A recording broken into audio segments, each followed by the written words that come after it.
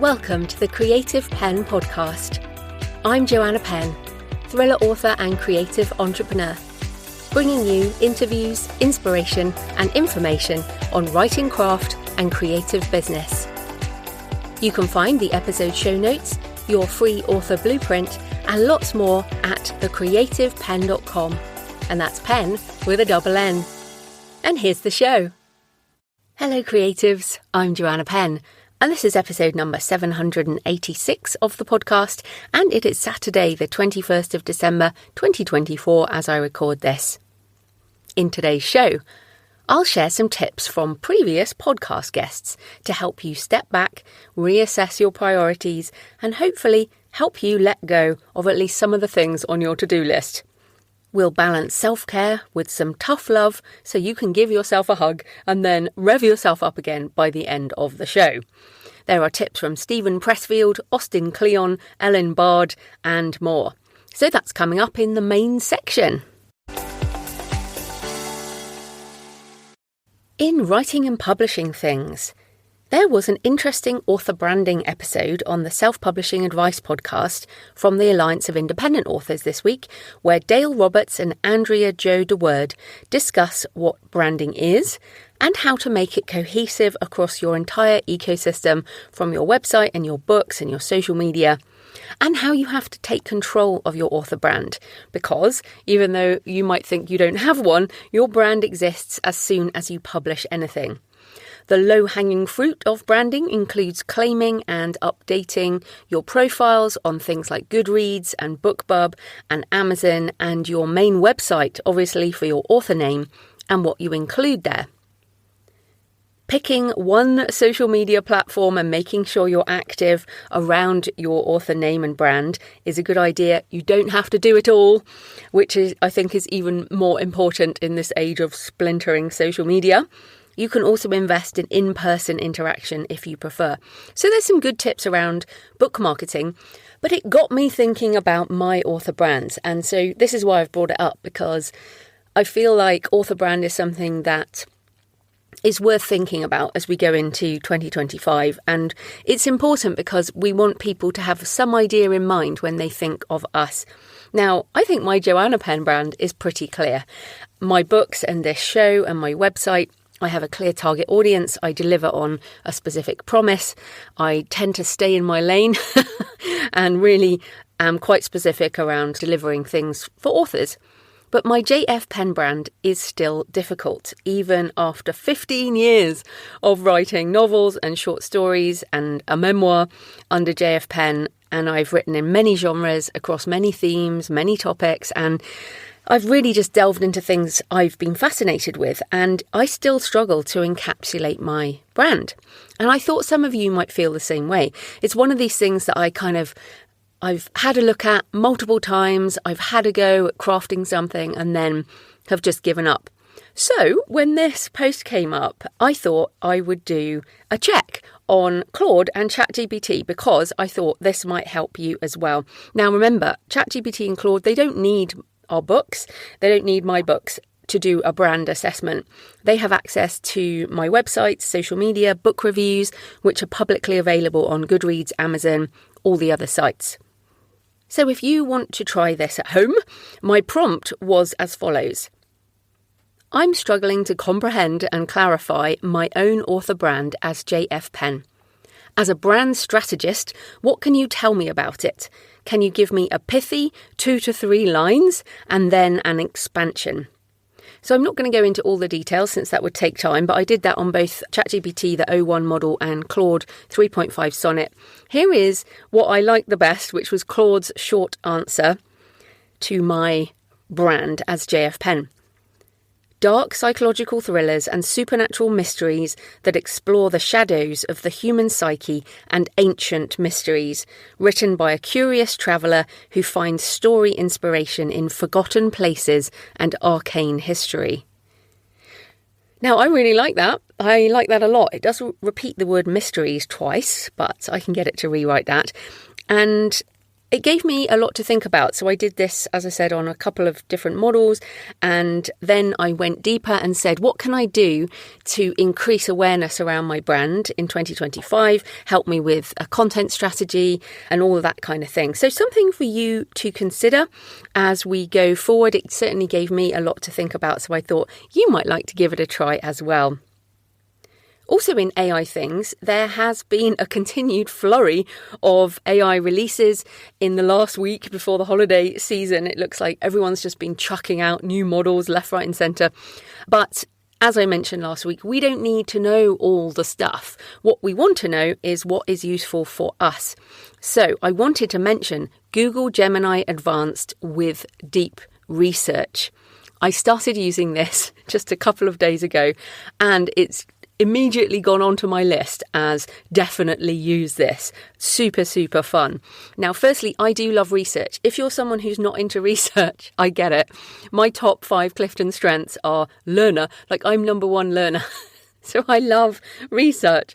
So yes, learner, intellection, strategic, input and futuristic. So for me, learning and inputting and intellection, thinking about these things are very interesting. So if you're not someone who has these kind of top strengths, don't worry about it. If you are someone who loves learning, if you have these endless questions and curiosity and you do book research for your own books, this might be for you. It's also the first glimpse of an agent in that you give it a much bigger, it's not a small prompt, you give it a massive prompt. You kind of treat it like a research assistant and set it off to research a whole area. And it makes a plan, which is where I think it looks more like an agent. So you don't have to tell it what to do, you just tell it what you want. Then it goes and makes a plan and says, are you happy with this plan? And you can edit that plan. You can essentially say, no, include this, include that. Then it goes off and does the plan. And it really doesn't take very long. And importantly, it brings back citations. So I've already done a whole load of stuff, which I've shared on my Patreon. But one I'll share with you, one of my favourites. I wanted a character dossier for a prepper.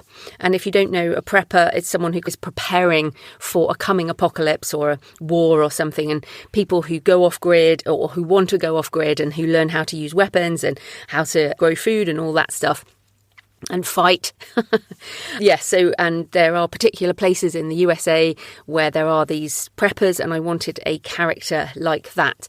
Now, this report that it did on my prepper character, this kind of made up prepper character, I said, just tell me all about the things that they would know, the skills they'd have, any catchphrases they might have, just everything about them. And it researched around 50 websites. And this is a time when I'm actually glad I didn't have to click into many of these websites myself, because you know what happens when you click on websites and you get cookied and then you start getting ads. And there are some definitely disturbing things. So that was brilliant. I also had it do an analysis of the themes and symbolism in Thomas Hardy's work. If you're British, you probably know Thomas Hardy, Tess of the D'Urbervilles and stories like that. I'm looking at Hardy's work for a short story I am noodling about, and the deep research is just great. It is in Gemini Advanced with deep research, so it is paid after a month, but you can try it for free for a month and then it's like under £20 a month. So I figured, okay, let's try this out and see what happens, and I already think it's probably going to stay on my list. So there are many things that I think we'll be able to do with a tool like this. But as I said, there's no point getting excited about things or worried about things until you actually try it out. So this will suit some of you and others of you will not find it useful at all. But for me, this definitely has a use case. So have fun playing with that if you have time over the holiday season. That's Gemini Advanced with deep research. In personal news, I finished the narration of the audiobook of How to Write Nonfiction, the second edition. I am so pleased. For those of you who have done audiobook narration, you know it is a lot of work and it's surprisingly tiring. You'd think standing here in my audio booth just reciting my work would be easy, but no. The type of thing I do here as in my podcast is much more I mean, I've got notes and I can read it. You can probably tell when I'm reading it versus when I go off piste as such. But with audiobook narration, obviously you're narrating a book and it's a slightly different voice. You'll tell that I'm reading as opposed to making it up as I go along. But yes, so the final audiobook is around 6 hours, but that takes I would say 3 or 4 times as long in order to narrate. And of course, there's lots of mouth noises that you need to get rid of. You need lots of mistakes. So even with as much experience as I have, and then of course you have to edit the files, master the files. And yeah, so I am really glad it's done. I love having finished an audiobook. It's one of those tasks where I love having the final product and I love uploading it to all the places and I love having it out in the world. But the process of actually doing it, I would say, is one of those tasks that I don't love. I do enjoy finishing, but I still don't want to outsource it. I do want to narrate my own books. Also, I don't want to use an AI voice. As I've said to you, when I use an AI voice, I will tell you. This is still Human Joe. So How to Write Non-Fiction, the pre-orders are up on my store for the 1st of January for the ebook, audiobook, digital bundles. I've also now enabled the print books for sale because they're print on demand. Even if you buy them like today, as this goes out, you're not going to get them until the new year anyway. So I wanted to have that ready for order. So you can get that all at thecreativepenn.com/write nonfiction 2. That's the number 2, write nonfiction 2, or just go to creativepenbooks.com. So 1st of January 2025 will be my store, 31st of January 2025 everywhere else. So I'm also doing a flurry of content marketing for the new book. I'm on the Biz Book Broadcast with Liz Scully, and that's Biz spelt B-I-Z, the Biz Book Broadcast with Liz Scully, which is aimed at small business owners really, and great discussions around books. I'm talking about how to write non-fiction. What a surprise. And it was a great discussion. One particular funny bit, I think, and Liz is very funny too, so we had a great chat. She's also British. She was sceptical about how you can make money with non-fiction. She was kind of like, the only reason you'd write something is as a business card for a business. And I'm like, no, you can make money with non-fiction too. So I decided it was my mission to change her mind. So we had a good chat. That is the Biz Book Broadcast, wherever you're listening to this.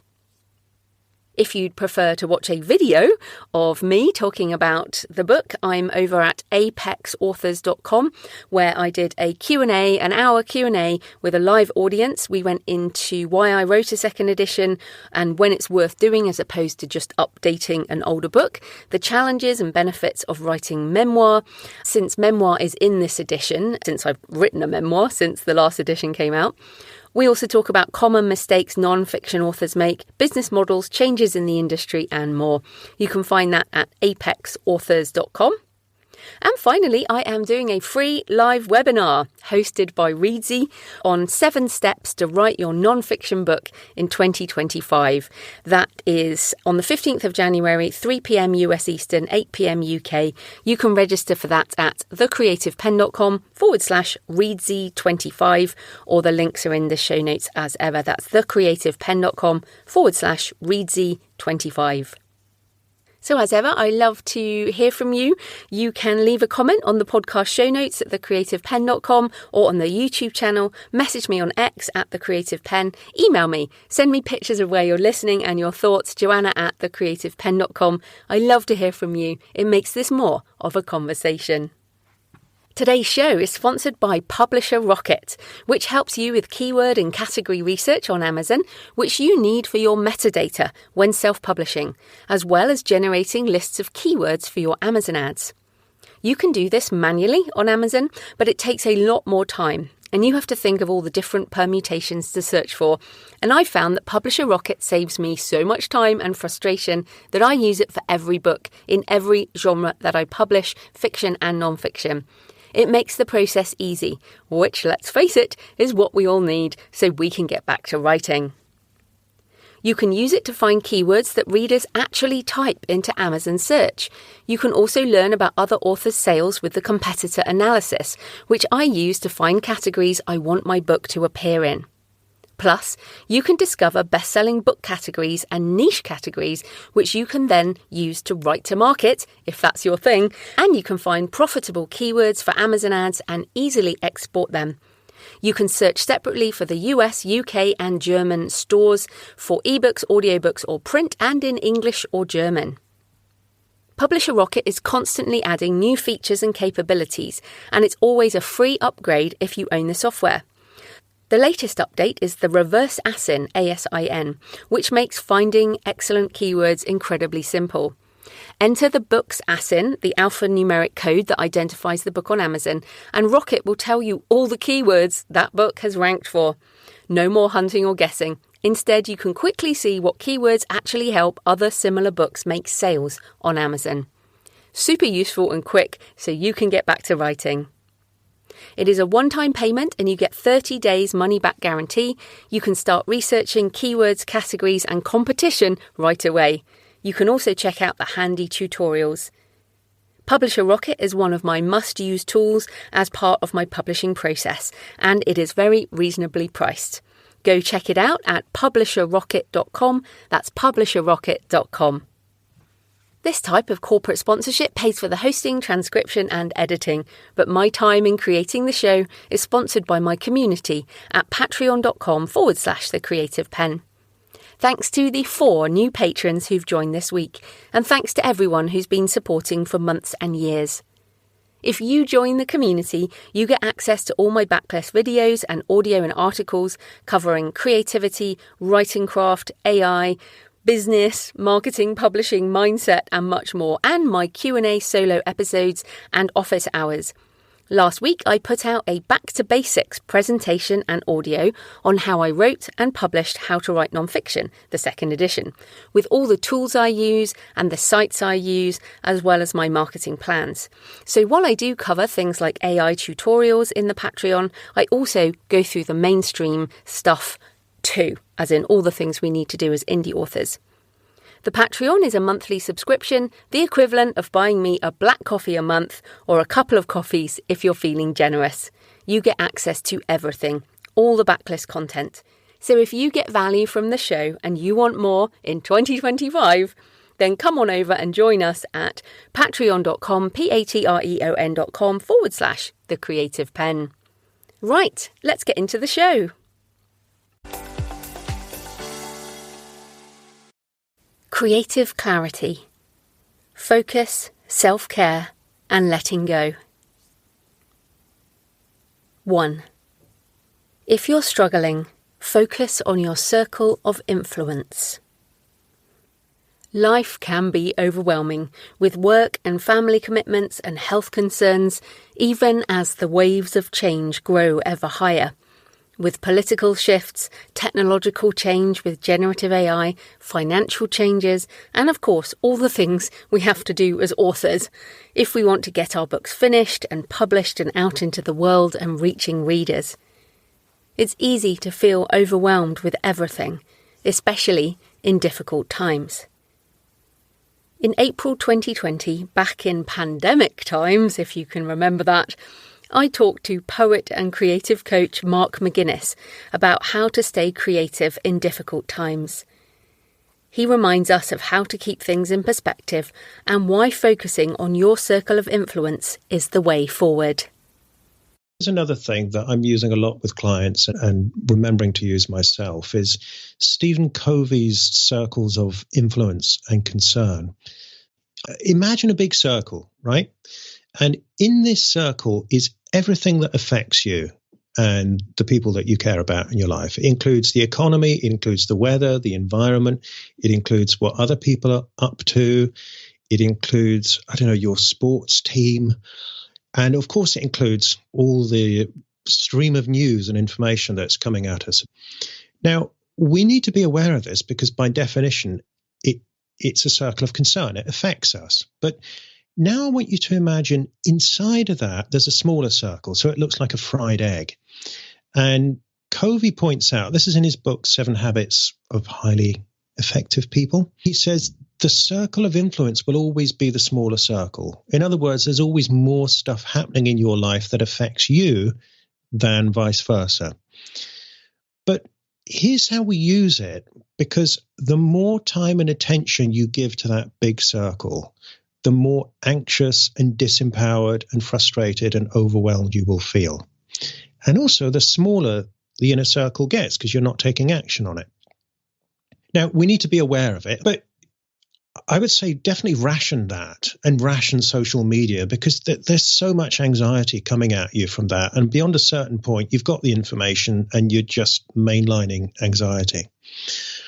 Covey encourages us to focus on the small circle, the circle of influence, and ask, okay, what is in my small circle right now? What can I actually do that's going to make a positive difference? So stuff to take care of yourself, the restorative practice, stuff to take care of your family, people you care about, stuff that will take care of your work and your business.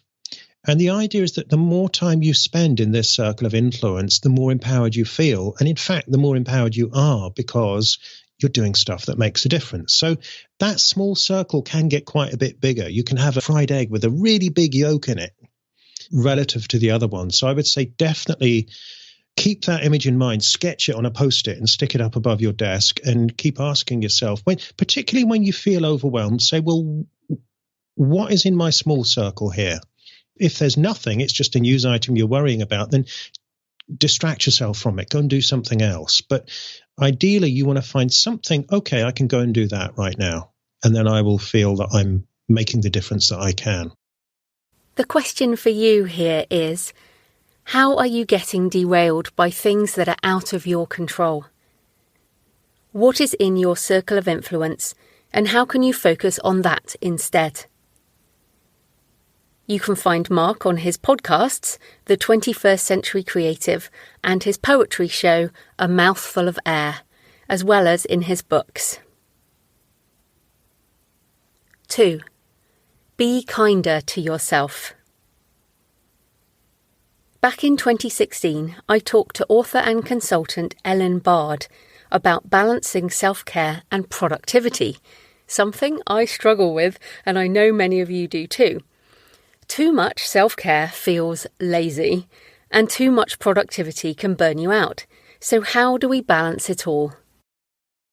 I think that we can be very tough on ourselves as indies, and you only have to look at the kind of popular books around like 5,000 words, and which, you know, I own all those books and I love them because I love productivity stuff. But sometimes I do step back and think, whoa, just relax, it's all good. For writers in particular, I think there's a few different aspects where we can definitely be kinder to ourselves. The first one, and the most obvious one in many ways, is the physical. So often as writers, we see ourselves as a brain, you know, yes. Maybe a brain with a pair of hands if we're on a good day. But rarely do we remember that actually that brain comes in a body. And there's a whole load of other stuff around the brain that needs looking after. And so the basic stuff around getting enough sleep, eating the right foods, not over-caffeinating or over-sugaring in your day when you've got the cookies or the biscuits down there, keeping an eye on them and balancing them out. So caffeine alone isn't going to get any of us to write more words. It should be an enjoyable thing that we enjoy and we love drinking, rather than something that is a crutch to make sure we hit that word count. So the physical is the first thing. But for me, it's the emotional piece for writers that is more pervasive and probably more of an issue that we don't even see. For example, this idea of the self-critic. All of us have in our head a kind of constant in the background narrative that goes on. And for indies, it might say, you haven't done enough words, your work is rubbish, you need to do more, why didn't you do your marketing today, you should have been doing your Twitter and doing your words and doing this and doing that, etc., etc. Your plot is terrible. No one's going to read this rubbish. I imagine some of us can resonate with that. But recognizing that self-critic is not the reality, that's just a voice in your head. It doesn't mean anything. It comes from your environment, all the influences around you. There's no practical tip that I can give to people is to try and reframe that voice. So first of all, notice the voice. And whether that means jotting down when you hear something that voice says, or just kind of keeping an eye on it and seeing what the themes are, just recognize that voice exists. Then try and reframe that voice. The best way for most of us to do it is to imagine that instead of a critic, it's our best friend, because all of us talk to our best friend in a much nicer way than we talk to ourselves, without question. So trying to reframe that voice to say, okay, wait a minute, I've written 2,500 words, I'm tired, I need a break. What would my best friend say to me right now? Would she say, well, those 2,000 words were rubbish, you need to do them again and do an extra? Probably she wouldn't say that. So just trying to reframe that critic as a best friend is a really great tip. Taking breaks is also really important. So one of the things that The Artist Way talks about, I think is very beautiful, is this idea of filling the creative well. She uses artist dates. You can do that in any way, whether that's reading a book, whether that's on a walk, whether that's taking photos. We all have different ways of filling the creative well. But I think it's critical for indies. If we don't have something inside us to draw upon, then our writing becomes much, much harder because the well's dry. You can find Ellen at ellenbard.com, and she has books on self-care. Going on artists' dates is a critical part of my own creative self-care. In fact, just last week as I record this, I was in London and I went to the British Museum, to the Silk Roads exhibition, and then to Foyle's bookshop, which is quite close by, both of which make me think differently as I open my mind to different perspectives. I always love going to the British Museum exhibitions. So there were some ancient manuscripts and some books in Arabic in the exhibition. And I love Arabic calligraphy. It looks so much like spells because I can't read it. And there were maps of the ancient Silk Roads and how ideas moved along them even over 1,000 years ago. And that set me off thinking about new story ideas. And then there was a stone angel from Lichfield Cathedral. And I remembered that I wanted to visit it. So that's back on my list for 2025. And all of that just from getting out the house for a day on an artist's date. And I take my journal and I handwrite and I drink coffee, and just really important. So the question for you here is, how can you look after yourself physically and emotionally? And how can you incorporate some kind of artist's date into the next month or so? Put it in your calendar. Book the time for yourself and make sure you go. And of course, the idea of the artist date comes from Julia Cameron's The Artist's Way, a classic. 3. Sort out your sleep. One of the biggest things that derailed my life in so many ways a few years back was difficulty sleeping and various kinds of insomnia. For me, it was hormonal, and I sorted it out with HRT after about 18 months of trying to figure it out. But if you're struggling, the important thing is sorting it out. If you're not sleeping well, it's going to affect everything. And it might take a while, as it did for me, to figure out what's going on, but it's worth the effort. In January 2022, Dr. Anne D. Bartolucci came on the show to talk about improving your sleep and how it impacts creativity. First of all, why do we even need sleep? And then later in the interview, Anne gave some tips for going to sleep, which might help you if this is an area where you need to get back to basics. We know a lot of why we need sleep because of what happens when we don't sleep. So if you're not sleeping, or if you've had a rough night, we notice that we're not as sharp the next day. We notice that it's a lot harder to communicate, maybe. It's harder to focus on things, and we're grumpy. And it's really hard to be creative when you're in this foggy, grumpy, irritable state, especially if that's your normal state because you haven't been getting good sleep for a long time. And it was interesting. I was at a convention this past weekend here in Atlanta, and I heard at least 2 people talk about how when they come to a thorny problem in their writing, in their manuscript, they will think about it before they go to bed. And then often when they wake up, they'll have a solution.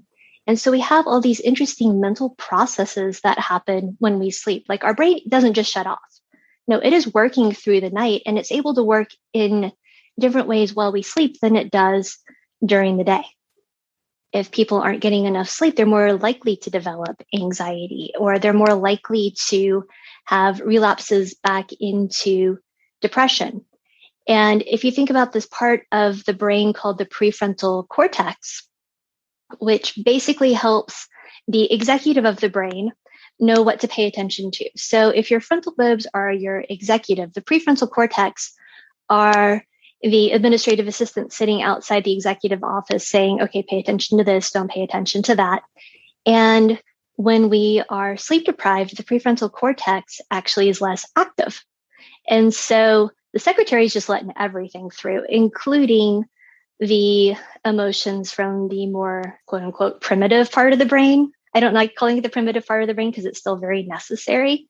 But let's just say the older, more mature part of the brain is letting everything through. And so it's a lot harder for our brains to sort out what's important, what should we react to, what should we not react to, which leads to more experiences of negative emotion, and with anxiety, more focusing on things that make us anxious and worried. We are behavioral creatures. Even though we have evolved, we are still very behavioral creatures, and our bodies and our minds like our routines. One big way to improve falling asleep is to give yourself adequate time and space to wind down. So think about those computers back in the 90s. Remember, they took such a long time to shut down all of their various processes that we chose a song to play while they did that. Our brains are kind of like that. So giving ourselves at least an hour of no screens, because screens have that blue light that is activating to our brain. And also a lot of the content on screens, even though we might tell ourselves is relaxing, it can be activating. Especially in the pandemic, like the doom scrolling. Oh, just check it one more time. Gosh, yes. I would have to say, that's probably the biggest piece of advice that I've been giving since, about, say, 2016 in this country, which is to really limit your news exposure. Otherwise, we try to make sleep as simple as possible. And so we try to not have too much extraneous things that need to happen in order for somebody to sleep, which is also another reason why we recommend that people not use sleep medication. When you're taking something, you're giving yourself the signal that, hey, I can't sleep on my own. So I would say the only hard and fast rules for sleep, if you want to know where to start with the basics, are try to wake up at around the same time every day, because we have these circadian rhythms, these internal clocks that tell us when to be awake, when to be asleep, when to be hungry. And if you want your body to know when it's supposed to be asleep, it needs to know when it's supposed to wake up. And so that's why they say get up at the same time every single day. It's just not just to torture you on weekends, like a lot of people think. And then on the other end, don't go to bed until you're sleepy. And then, yes, cut out screens an hour before bedtime and have a routine. I would say those are the basics. So the question for you here is, what can you do to sort out your sleep if it's something that's not working well right now? Anne has a book called Better Sleep for the Overachiever, and I also recommend Why We Sleep by Matthew Walker. There are more specific tips around physical and mental health in The Healthy Writer, which I co-wrote with Dr. Ewan Lawson, and also in The Relaxed Author, which I co-wrote with Mark Leslie Lefebvre. They're on all the usual stores, and you can get them in a healthy bundle along with the Successful Author Mindset on creativepenbooks.com. 4. Protect your private creative practice. I've not been using social media much lately, and especially in the winter months, I feel like going inwards more than I feel like being online.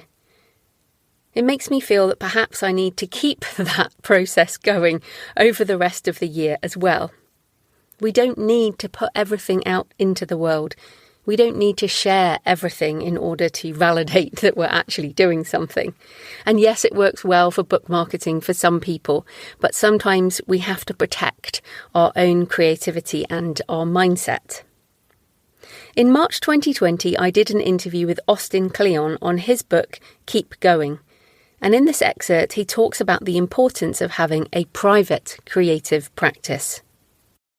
I think what's really important is to have some kind of private practice. For a long time, artists, part of the joy of making art was you could sort of shut yourself away in a room or like with a sketchbook or with your typewriter and let that kind of darkness and weirdness come out.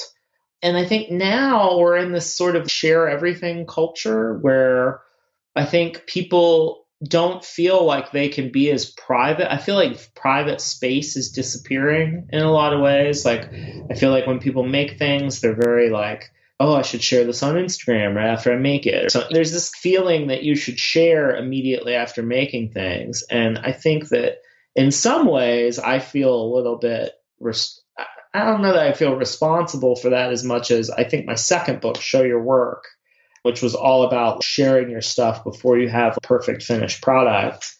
I think that's got misinterpreted by a lot of people in that they felt like they needed to always share. And I thought the essential point of that book was you only share things that you want to share that you think are ready. I just feel like people are like, oh, I made this thing, I should share it. And they're not putting any time in between when something is created and when it's shared. And so I really think that one of the key elements for me, as far as like exploring my darker stuff and figuring out like what's bothering me, what's itching at me, is to have a private place that I can go to do work. And so that's why I keep a diary and a sketchbook, is that a diary or a sketchbook is like a good place to have bad ideas. It's a good place to let those sort of demons come out and to see what you're dealing with. And no one ever has to see it. I just think that our private lives are disappearing, and privacy used to be the place that we would work on some of these things. You know, just think about where are the private spaces that you occupy? Like, where are the safe zones where you can go and sort of be as weird as you want to be? And then the question of having the courage or the whatnot to actually share the work, that's like a whole separate issue. But for me, like having a private space, because I'm such a public person now, it's been really helpful to have private zones where I work. And I think privacy is important for everyone, to have that kind of space to let things exist. The question for you here is, how can you keep a part of your creative practice for yourself in the year ahead? How can you protect that side of you that might want to experiment and won't do so if others know about it and you share everything? Perhaps that means starting a new pen name, or experimenting with a different genre, or finally writing that memoir, or taking a lot more time with a book because you don't know what the hell it is. And I have a feeling that my Gothic cathedral book might be this for me, which, again, is a bit like my shadow book, which I talked about on and off for years as I figured out what it was, and it definitely took me a long time. But what is that for you? You can find Austin at austinkleon.com, and I recommend his book, Keep Going, 10 Ways to Stay Creative in Good Times and Bad. 5. Overcome resistance and adopt the attitude of a professional. Okay, enough self-care and being kind to ourselves. It's time for some tough love. One of the books I return to almost every new year is Turning Pro by Steve Pressfield. It helps me recommit to the creative life. It has some serious tough love in it and will get you back to the page when you're struggling. I've interviewed Steve several times over the years, and he was kind enough to blurb Writing the Shadow, as he also references Jungian psychology in his work. In an interview from 2014, we talked about his book, The Lion's Gate, and also about how resistance tries to stop us creating, and then how we can overcome that with an attitude of turning pro, deciding why writing is important to us, and not letting anything get in the way of our creative goals. This comes from a book of mine called The War of Art. And I talk about a force that I call resistance with a capital R. And like right now, as we're talking, here's my keyboard right here in front of me. And when I sit down in the morning, I feel like this negative force radiating off that keyboard that's trying to keep me from doing my work. And to me, I consider it's all self-generated. I don't think it comes from out there.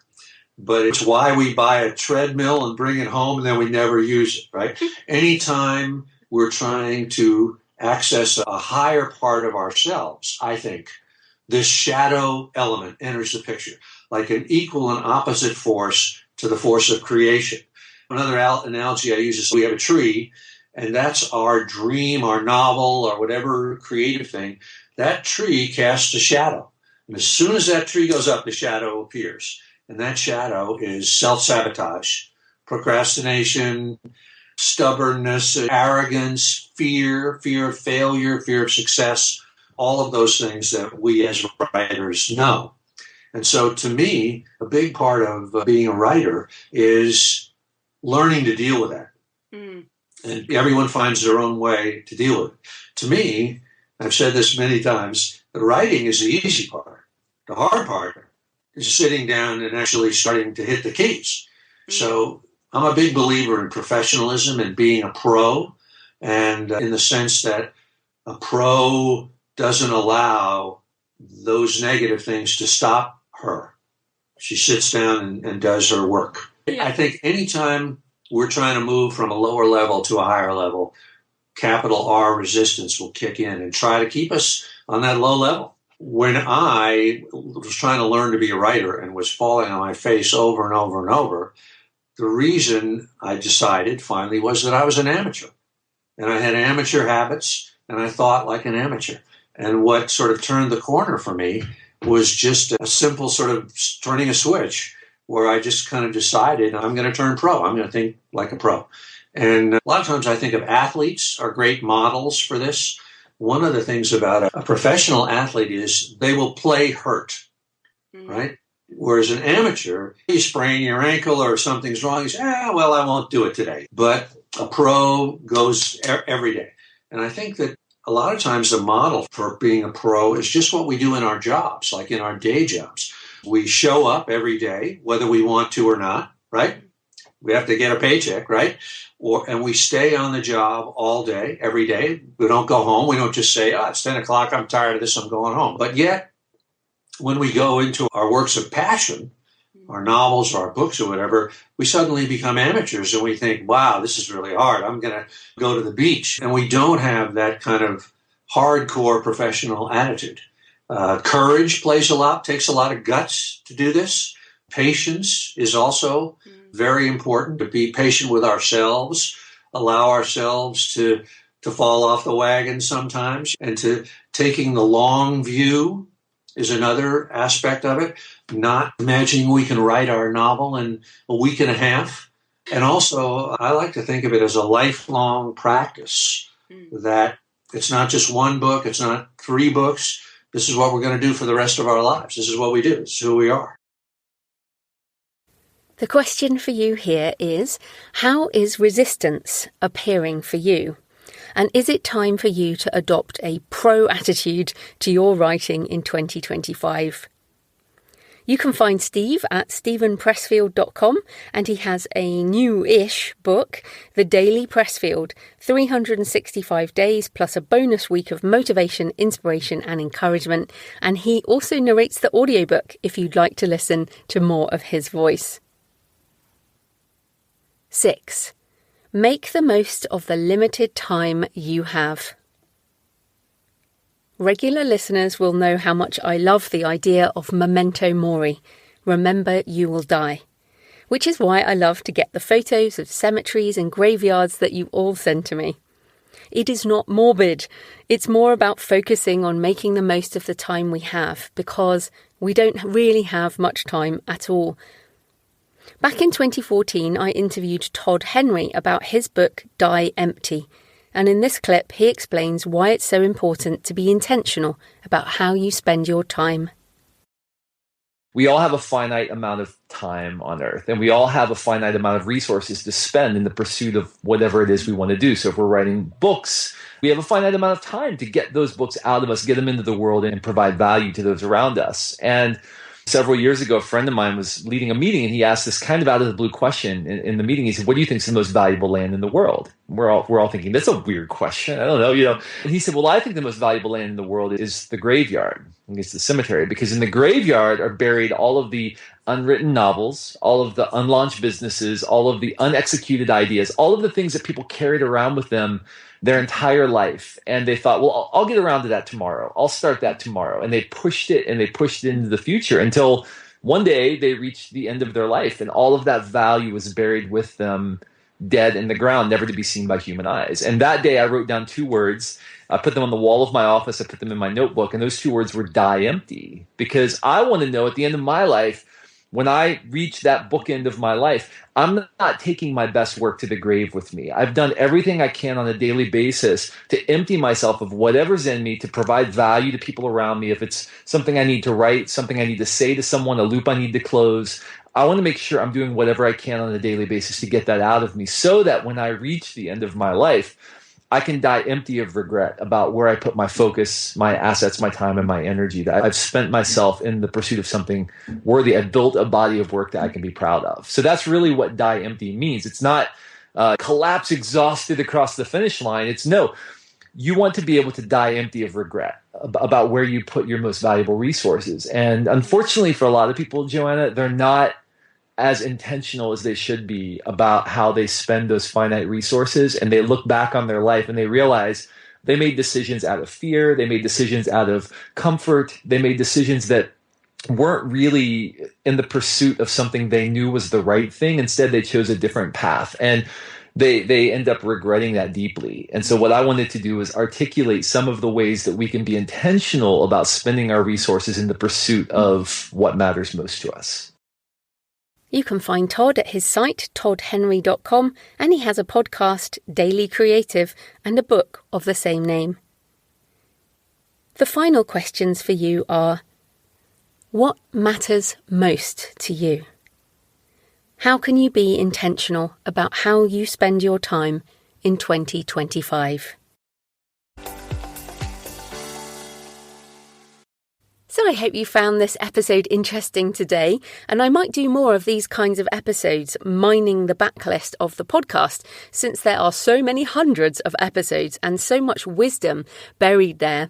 And now I can use AI tools to help me surface much more of this content, which I'm super excited about, because these are things I've wanted to do, but it's so intensive to do it manually. But now I've got the tools, I might do more of these if you find it useful. So I love to hear your thoughts about the main content or anything I talk about in the introduction. Please leave a comment on the podcast show notes at thecreativepenn.com or on the YouTube channel, or email me, joanna@thecreativepenn.com. Send me pictures of where you're listening or your favourite cemetery or churchyard. Next week, I'm doing my end of year roundup, swiftly followed by my creative and business goals for 2025. I hope you have some time for reflection as this year comes to an end. Happy Christmas to you and your family, or happy holidays, depending on what you celebrate at this time. In the meantime, happy writing, and I'll see you next time. Thanks for listening today. I hope you found it helpful. You can find the backlist episodes and show notes at thecreativepenn.com/podcast. And you can get your free author blueprint at thecreativepenn.com/blueprint. If you'd like to connect, you can find me on Facebook and X at The Creative Penn, or on Instagram and Facebook at JFPennAuthor. Happy writing, and I'll see you next time.